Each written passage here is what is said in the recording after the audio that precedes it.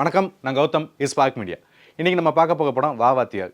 நலன் குமாரசாமி இயக்கத்தில் கார்த்திக், கீர்த்தி ஷெட்டி, சத்யராஜ், ராஜ்கிரண் மற்றும் பலர் நடிச்சு இந்த படம் வெளியாயிருக்கு. இந்த படத்தோட ஒன்லைன் என்ன அப்படின்னு இப்போ பார்ப்போம்.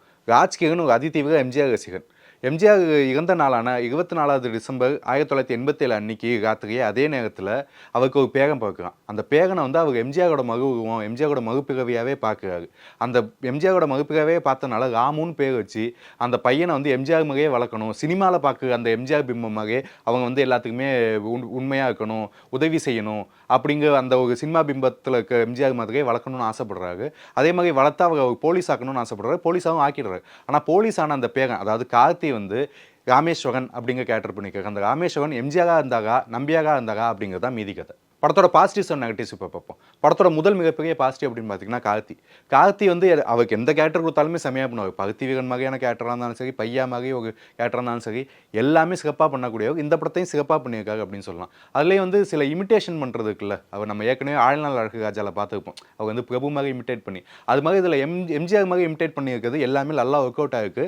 நல்ல ஒரு தியேட்டர் மூமெண்ட்ஸுக்கு ஏற்ற மாதிரி டக்குன்னு அந்த மாகுது, அந்த அன்னியன் மூமெண்ட்ஸ் மாதிரி நிறைய சில விஷயம் இருக்குது. இது கொஞ்சம் சின்ன ஸ்பாயிலர் தான், பட் அந்த டக்குன்னு மாக விஷயங்கள் எல்லாமே சிறப்பாக பண்ணியிருக்காங்க அப்படின்னு தான் சொல்லணும். அவரோட ஸ்க்ரீன் பிரசன்ஸ் படத்துக்கு ஒரு மிகப்பெரிய ப்ளஸ். படத்தோட அடுத்த பாசிட்டிவ் அப்படின்னு பார்த்தீங்கன்னா அந்த எம்ஜிஆர் திரை பிம்பத்தை யூஸ் பண்ண விதம்.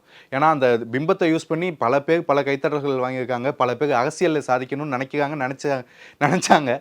அதே மாதிரி அந்த திரைபிம்பத்தை திரைபிம்பத்தை இந்த ஸ்க்ரீன் பிளேக்குள்ளே கொண்டு வந்த விதம் சிறப்பாக அமைஞ்சிருக்கு. அதுலேயே அந்த இன்டர்வல் போர்ஷனில் பார்த்தீங்கன்னா படம் ஒரு மாதிரி ட்ராகியாக ஸ்லோவாக போயிட்டுருக்கும். அந்த இன்டர்வல் போர்ஷனில் அந்த எம்ஜிஆர் திரைபிம்பத்தோட அந்த பவர் நல்ல பீக் கொடுக்குது அப்படிங்கிறத மறுக்கவே முடியாது.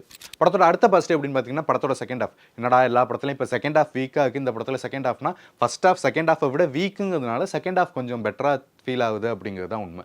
ஏன்னா இந்த ஃபஸ்ட் ஹாஃப் ரொம்ப லேகாக போயிட்டு இருந்ததில் அந்த இன்டர்வல் பீக்குக்கு அப்புறம் கரெக்டாக இன்டர்வல் பீக் எங்கே பிடிச்சாங்களோ அதுலேருந்து கரெக்டாக படத்தை கொண்டு போனது இது ஒரு பாசிட்டிவாக அமைஞ்சிருக்கு செகண்ட் ஹாஃபில்.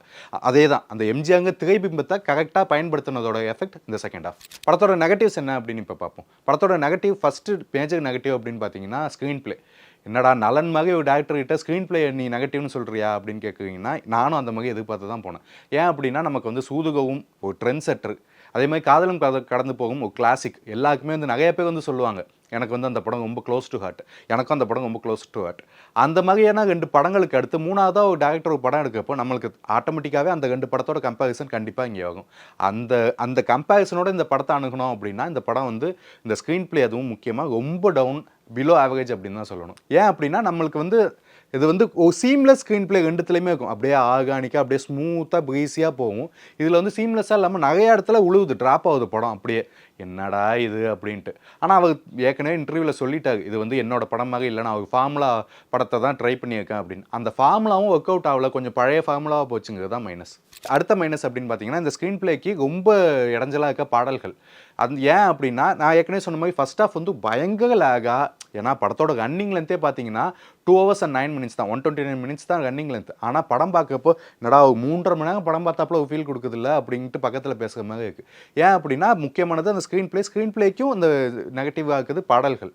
ஏன்னா திடீர்னு எடுத்தோன ஒரு பாட்டு, அதுக்கு அடுத்து கொஞ்ச நேரத்தில் ஒரு டயலாக், அடுத்த ஒரு பாட்டு, இந்த மாதிரி பாடல்கள் வரப்போ ரொம்ப நம்ம கதைக்குள்ளே போகணும் அப்படின்னு நினைக்கிறோம், பாட்டு வந்தோன்னா அப்படியே வெளியே வந்துடும். அடுத்து திரும்ப கதைக்குள்ளே போகணும் அப்படின்னு நினைக்கிறோம், பாட்டு வந்தோன்னா இந்த மாதிரி ஸ்க்ரீனோட நம்மளை கனெக்ட் பண்ண விடாமல் இந்த பாடல்கள் நம்மளை ஸ்க்ரீனை விட்டு விலகி இருக்க வைக்கிது அப்படிங்கிறத மறுக்கவே முடியாது. படத்தோட அடுத்த நெகட்டிவ் அப்படின்னு பார்த்தீங்கன்னா கான்செப்ட். இந்த கான்செப்ட் ரொம்ப அகத பழசான கான்செப்டாக போய் நம்ம நிறையா இதை பார்த்துட்டோம். இந்த 4-5 வருஷங்களில் பார்த்தீங்கனாலே ஒரு கார்பரேட் கம்பெனியை, ஒரு நச்சுத்தன்மை கொடுக்க வேண்டிய ஒரு கம்பெனியை ஒரு ஹீரோ போகாடி மூடினாரு அப்படிங்கிற அந்த கான்செப்டில் எத்தனை படம் வந்திருக்கு அப்படிங்கிறது விரல் விட்டு எண்ண முடியாது.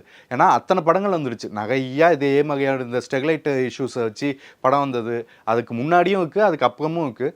அதே மாதிரியான ஒரு கான்செப்டை இந்த படமும் சொல்கிறது என்னடா இது நலன் படத்துலையும் வாத்தியாகலையும் இதே மாதிரி ஒரு கான்செப்டா, இதே மாதிரி இதுவா அப்படிங்கிறது ரொம்ப இதுவாக இருக்குது. இது கோவிடுக்கு முன்னாடி எழுதப்பட்ட கதை, அது எல்லாமே நம்மளால் ஒத்துக்க முடியுது. பட் ஸ்டில் இப்போ தானே நம்ம பார்க்குறோம்.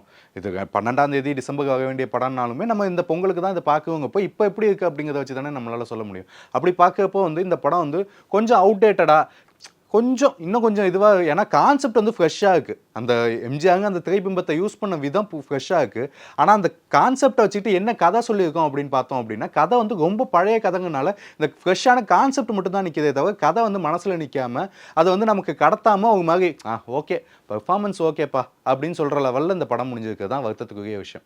மொத்தத்தில் இந்த படத்தை பற்றி சொல்லணும் அப்படின்னா, எனக்கு கார்த்தி பெர்ஃபார்மன்ஸ் போதும்ப்பா, எனக்கு அந்த எம்ஜிஆருங்க திரைபிம்பத்தை வந்து திரும்ப ஸ்க்ரீனில் பார்த்து ஒரு மாதிரி ஒரு சின்னதாக தியேட்டரிக்கல் மொமெண்ட் இருந்தால் போதும் அப்படின்னா இந்த படத்தை ஒரு தடவை தியேட்டரில் ட்ரை பண்ணலாம். இல்லை அப்படின்னா ஒரு மிட் ஓடிடி வாட்சான படம் தான் இது. மேலும் இந்த மாதிரி பல விமர்சனங்களுக்கு ஸ்பார்க் மீடியா சப்ஸ்கிரைப் பண்ணிக்கோங்க. இந்த விமர்சனம் உங்களுக்கு பிடிச்சிருந்தது அப்படின்னா லைக் பண்ணுங்கள், கமெண்ட் பண்ணுங்கள், ஷேர் பண்ணுங்கள். நன்றி, வணக்கம்.